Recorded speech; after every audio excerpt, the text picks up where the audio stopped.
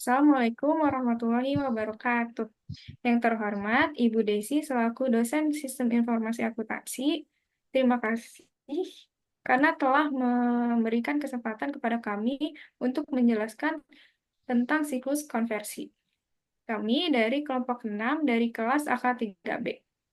Perkenalkan, nama saya Nindya Rizky Kinanti dan rekan saya Rafdatul Aulia Dafa. akan mempresentasikan materi ini. Silakan, Kak Pidatul. Yang pertama ada pengertian siklus konversi. Siklus konversi dalam akuntansi biaya merupakan rangkaian proses yang mengubah bahan baku menjadi produk jadi. Siklus ini penting untuk mencatat semua biaya terkait dengan produksi, termasuk bahan baku, tenaga kerja, dan overhead. Siklus ini bertujuan untuk memastikan bahwa setiap langkah dalam proses produksi dicatat dengan rapi, sehingga perusahaan dapat mengontrol biaya produksi dan menghitung harga pokok produk secara akurat. Lanjutnya. Sistem aplikasi siklus konversi. Yang pertama ada perusahaan jasa, sistem penggajian, dan akuntansi biaya. Yang kedua ada perusahaan dagang, sistem penggajian, dan sistem persediaan. Yang ketiga ada perusahaan manufaktur, sistem penggajian dan sistem persediaan, dan sistem akuntansi biaya. Lanjut. Yang ketiga ada jenis transaksi. Di sini ada jenis transaksi dan dokumen terkait. Yang pertama ada pembelian barang. Dokumen yang terkaitnya itu order pembelian dan laporan penerimaan barang voucher. Yang kedua ada penjualan barang. Dokumen yang terkait itu ada order penjualan, nota pengiriman, dan faktur penjualan. Yang ketiga ada transfer bahan baku, tenaga kerja, dan overhead ke dalam produksi. Dokumen yang terkait itu ada permintaan bahan baku dan tiket kerja. Lalu yang keempat ada transfer barang dalam proses ke produk jadi. Dokumen yang terkaitnya perintah produksi. Dan terakhir penggajian, ada dokumen terkaitnya kartu jam kerja dan otorisasi gaji. Lanjut. Sistem persediaan. Sebuah sistem yang memelihara catatan persediaan dan membantu manajer apabila jenis barang tertentu memerlukan penambahan. Sistem persediaan ini dalam akuntansi biaya memastikan bahwa catatan persediaan barang tetap terjaga baik dalam hal bahan baku, bahan dalam proses, maupun barang jadi. Di sini ada dua jenis transaksi, ada pembelian barang. Yang pertama ada metode periodik. Perusahaan tidak menyelenggarakan catatan yang menggambarkan dari waktu ke waktu. Yang kedua ada metode perpetual. Perusahaan menyelenggarakan catatan yang menampung transaksi mutasi persediaan. Lanjutnya. Yang kedua ada penjualan barang. Perusahaan mencatat HPP tergantung metode persediaan yang dipakai. Yang pertama ada metode periodik. Perusahaan tidak mencatat jurnal ketika terjadi transaksi. Metode perpetual, perusahaan akan mendebit rekening HPP dan mengkredit rekening persediaan pada saat terjadinya transaksi penjualan. Laporan yang dihasilkan itu ada laporan status persediaan, laporan per jenis persediaan, laporan pemesanan kembali, dan laporan hasil pemesanan fisik. Lanjutnya. Kemudian ada sistem produksi. Sistem produksi mencakup serangkaian aktivitas bisnis dan kegiatan pengolahan data yang berkaitan dengan proses pembuatan produk. Siklus ini juga berkaitan erat dengan subsistem yang lain. Hubungan antara sistem produksi dan subsistem lainnya dapat dilihat dari yang pertama siklus pendapatan. Siklus pendapatan yang memberikan informasi tentang produk, apa yang dipesan, dan ramalan penjualan atau kuantitas yang akan digunakan oleh bagian produksi untuk menyusun rencana produksi dan tingkat atau jumlah persediaan atau inventory level. Sebaliknya, siklus produksi memberikan informasi kepada siklus pendapatan tentang produk apa saja yang telah selesai dibuat dan jumlah produk yang tersedia untuk dijual. Kemudian ada informasi tentang bahan baku. Informasi tentang bahan baku dikirim ke siklus pembelian dalam bentuk surat permintaan pembelian atau purchase requisition. Sebaliknya, siklus pembelian juga memberikan informasi tentang bahan baku yang dibeli dan pengeluaran lain yang termasuk dalam overhead pabrik. Kemudian ada informasi tentang kebutuhan tenaga kerja. Informasi tentang kebutuhan tenaga kerja dikirimkan ke sistem manajemen sumber daya manusia atau penggajian yang nantinya akan memberikan data tentang tersedianya tenaga kerja dan biaya tenaga kerja. Kemudian ada informasi tentang kos produksi. Informasi tentang kos produksi dikirimkan ke siklus buku besar dan pelaporan. Kemudian, aktivitas-aktivitas dalam sistem produksi meliputi perancangan produk atau product design, perencanaan dan penjualan atau planning dan scheduling. Kemudian ada kegiatan produksi, production operation, dan ada akuntansi biaya atau cost accounting.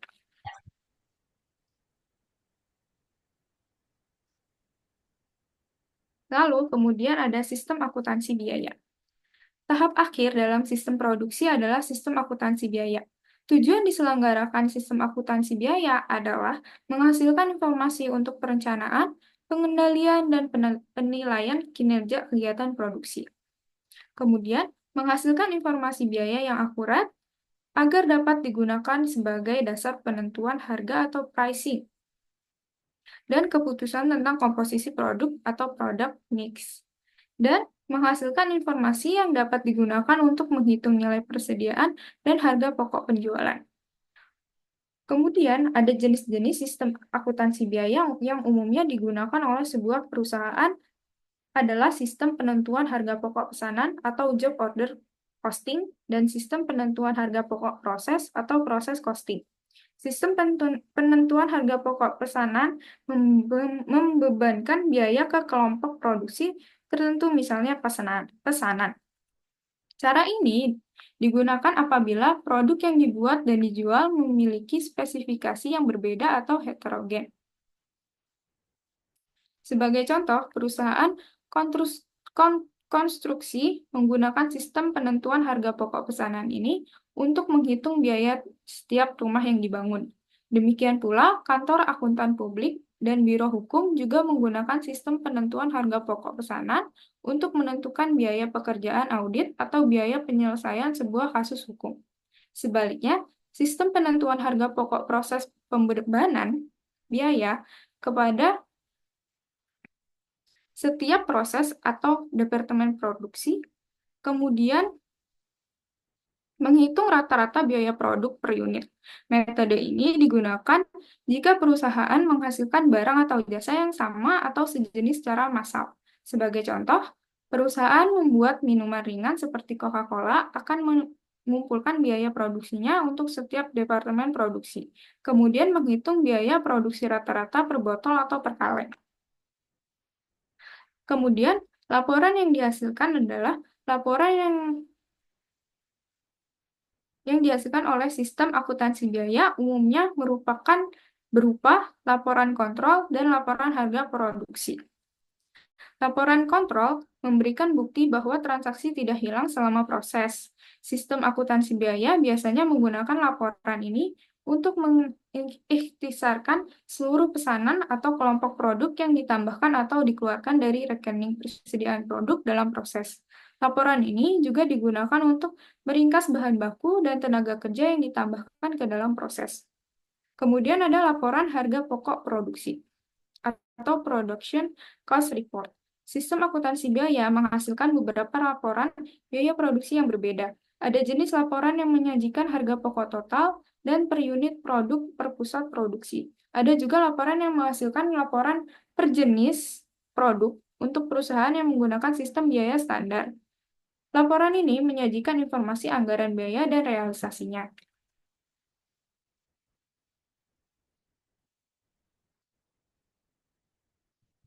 Kemudian selanjutnya ada sistem manajemen sumber daya manusia atau penggajian. Sistem manajemen sumber daya manusia atau sistem penggajian adalah serangkaian aktivitas bisnis dan kegiatan pengolahan data yang terkait yang berhubungan dengan pengolahan karyawan perusahaan secara efektif. Kegiatan penting yang tercakup dalam sistem manajemen sumber daya manusia ini adalah seleksi calon karyawan dan pengangkatan karyawan baru, pelatihan atau training karyawan baru, kemudian ada penempatan atau placement atau penugasan karyawan baru, penggajian atau penentuan gaji upah, dan insentif lainnya. Kemudian ada evaluasi kinerja karyawan, pemberhentian karyawan. Biaya gaji karyawan dialokasikan ke produk dan departemen untuk digunakan dalam penentuan harga jual produk dan pembuatan keputusan komposisi produk, serta untuk mengevaluasi kinerja. Kemudian ada contoh dari flowchart siklus konversi. Yang pertama ada flowchart persediaan. Yang pertama ada laporan penerimaan barang. Jadi di sini dimulai dari laporan barang yang udah diterima. Setiap barang yang masuk dicatat dulu di sini. Yang kedua ada validasi dan update. Habis dari situ, data yang tadi langsung dicetak dan diupdate di sistem biar sesuai stok terbaru. Yang ketiga ada transaksi persediaan. Setelah divalidasi, data yang masuk ke tahap transaksi persediaan eh, kayak dicatat semua pergerakan stok barang di gudang biar terpantau terus. Yang keempat ada cetak dan buat ringkasan. Dari transaksi tadi ada ringkasan yang dicetak untuk buat laporan atau pemantauan stok. Yang kelima adalah laporan kontrol. Dari ringkasan itu muncullah laporan kontrol yang isinya buat ngecek stok barang yang tersedia. Yang keenam ada file induk persediaan. Dari semua data yang disimpan rapi di situ, jadi semacam database utama buat stok barang. Yang ketujuh ada cetak dan laporan pemesanan kembali. Kalau stok udah mulai menipis, sistem bakal kayak nyetak laporan buat nge-trigger pesanan baru atau nge-restock. Yang kedelapan ada ringkasan buku besar. Ini terakhir, data ini dicatat ke file buku besar buat laporan keseluruhan akuntansi atau pencatatan keuangan. Lanjut.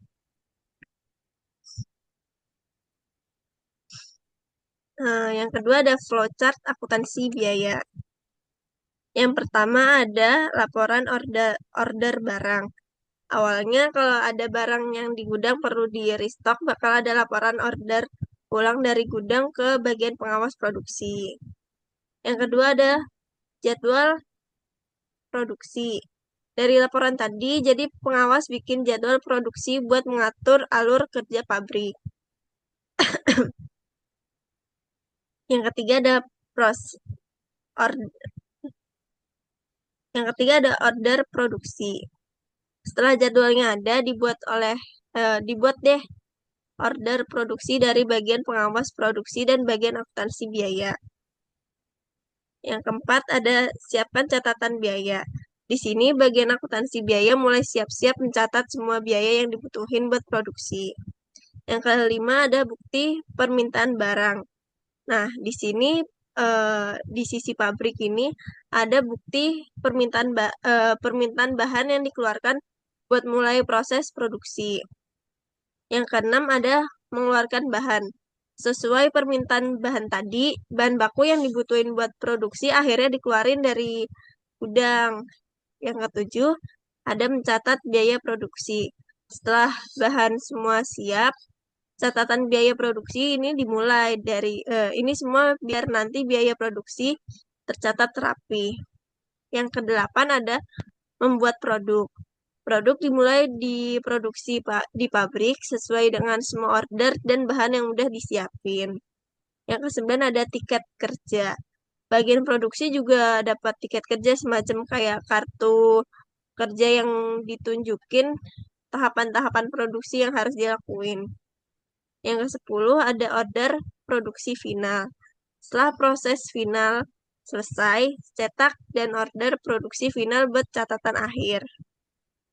Yang ke-11 ada hitung harga pokok per unit. Bagian akuntansi biaya ngehitung berapa biaya yang dikeluarkan di unit produk. tersebut. Yang terakhir ada jurnal voucher. Nah, hasil akhirnya dicatat dalam jurnal voucher yang nantinya masuk ke akuntansi keuangan.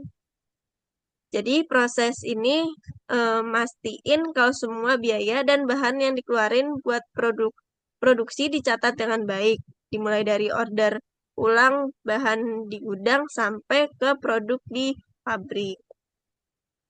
Lanjut. Nah, selanjutnya ada flowchart akuntansi biaya yang berbasis komputer. Kalau tadi manual. Bagian berbasis komputer ini diawali oleh bagian gudang.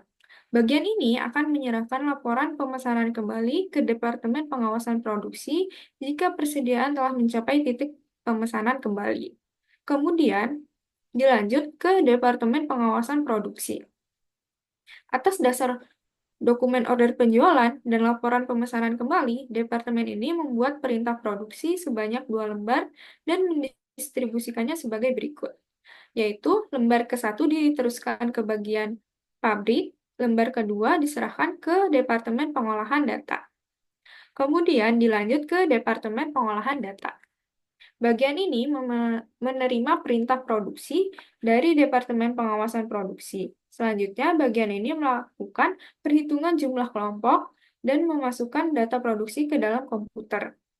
Kemudian, setelah menerima input data produksi, bagian ini menjalankan program komputer berupa validasi transaksi. Keluaran dari proses ini adalah hasil perhitungan jumlah kelompok dan data produksi yang telah divalidasi. Kemudian, setelah dari Departemen Pengolahan Data, dilanjut ke bagian pabrik. Atas dasar perintah produksi yang diterima, bagian ini akan meminta bahan baku dengan membuat bukti permintaan bahan baku dan diserahkan ke bagian gudang. Setelah dari bagian pabrik, maka kembali lagi ke bagian gudang. Setelah menerima permintaan bahan baku, bagian gudang menyerahkan barang ke bagian pabrik dan meneruskan bukti permintaan bahan baku tersebut ke bagian akuntansi biaya. Kemudian di bagian pabrik, setelah menerima bahan baku dari gudang, bagian ini akan membuat tiket waktu kerja atau job ticket dan menyerahkannya ke bagian akuntansi biaya. Selanjutnya, bagian ini akan mengerjakan proses pembuatan barang. Jika proses produksi telah selesai, maka bagian pabrik akan melengkapi isian pada perintah produksi dan menyerahkannya ke Departemen Pengolahan Data. Kemudian, proses ini dilanjut di Departemen Pengolahan Data. Bagian ini menerima bukti permintaan bahan baku dan tiket waktu kerja atas dasar kedua dokumen tersebut. Bagian ini melakukan perhitungan jumlah data kelompok dan memasukkan data produksi ke dalam komputer. Lalu, setelah menerima input data, pemakaian bahan baku dan tenaga kerja bagian ini menjalankan produk validasi transaksi. Jika dari hasil proses validasi ini terdapat kesalahan, maka bagian ini melakukan perbaikan dan entry ulang data sampai tidak lagi terdapat kesalahan. Dan kemudian menjalankan program pengurutan data berdasarkan nomor perintah produksi. Keluaran dari proses ini adalah data transaksi akuntansi biaya yang sudah urut dan laporan kontrol. Kemudian di tahap berikutnya, bagian ini akan menjalankan program update catatan akuntansi biaya. Hasil dari proses ini adalah laporan kontrol, file harga produk pesanan yang telah diupdate, dan file pusat biaya. Setelah produk selesai dibuat, bagian ini menerima perintah produksi yang sudah lengkap ke bagian produksi. Selanjutnya, bagian ini akan memasukkan data produk selesai ke dalam komputer dan menjalankan program perhitungan harga pokok per unit dan membuat laporan harga pokok pesanan. Hasil dari proses ini adalah laporan harga pesanan dan voucher jurnal.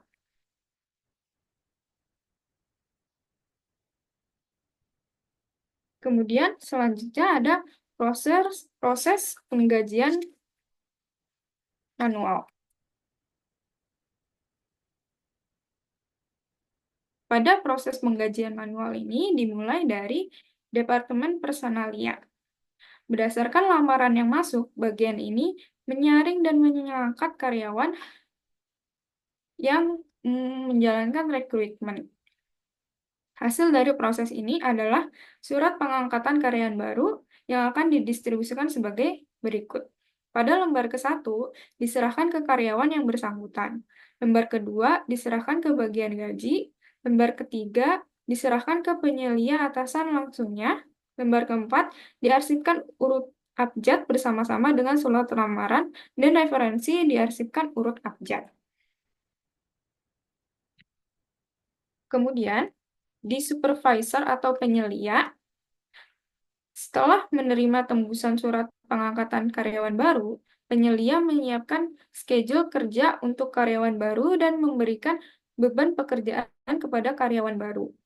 Lalu, menjelang tanggal pembayaran gaji, bagian ini memeriksa tiket kerja dan kartu jam kerja.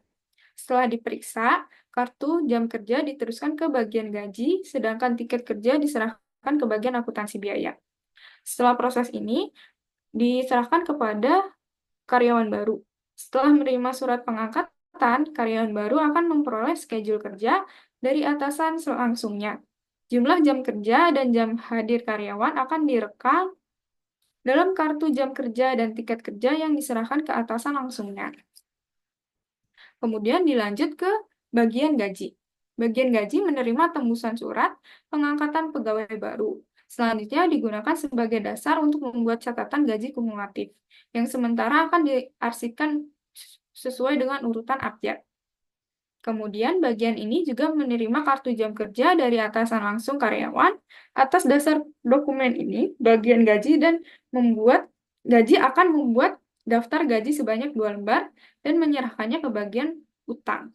Kemudian selanjutnya bagian ini akan melakukan tindakan yaitu mengarsipkan kartu jam kerja sesuai dengan urut abjad, memperbarui atau update catatan gaji kumulatif, dan mengarsipkan catatan gaji kumulatif menurut urutan abjad. Kemudian dilanjut ke bagian utang. Dalam bagian utang ini terjadi menerima daftar gaji dari bagian gaji. Selanjutnya, bagian ini membuat voucher, menandatangani voucher tersebut, dan menyerahkan ke bagian keuangan bersama-sama dengan daftar gaji. Kemudian, dilanjut di bagian keuangan. Atas dasar gaji yang diterima, bagian ini membuat cek transfer gaji untuk mengisi rekening gaji di bank dan bukti setor bank dan menyetorkannya ke bank.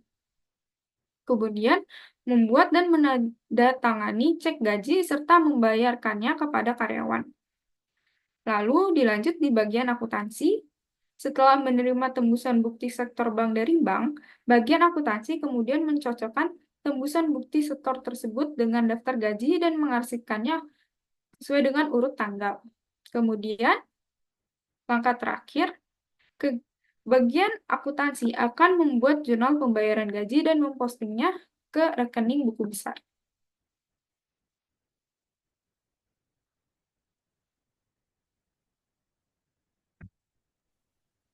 Sekian dari presentasi kelompok 6. Mohon maaf jika ada yang kurang. Wassalamualaikum warahmatullahi wabarakatuh.